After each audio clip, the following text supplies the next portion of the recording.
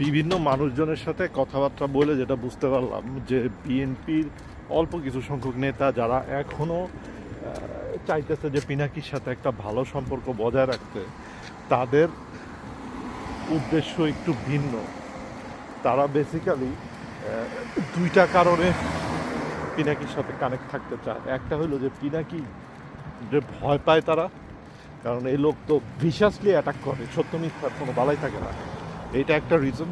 আরেকটা রিজন হলো যে পিনাকির সাথে সম্পর্ক ভালো রাখলে যদি তারা বেঁচে যেতে চায়। আর দ্বিতীয় রিজনটা হলো তাদেরও তো দলের ভিতরে তাদের প্রতিপক্ষ আছে, রাইট? তাদের প্রতিপক্ষর ব্যাপারে ইনফরমেশন কালেক্ট করে সেটা পিনাকিরে দিলে তার প্রতিপক্ষকে ঘায়াল করা সুবিধা হবে। এই হইলো আসলে, বলে কোনো লাভ নাই। পলিটিক্স এরকমই, যারা পলিটিক্স করে তারা এরকম নোংরাভাবেই করে, এটাই বাস্তবতা।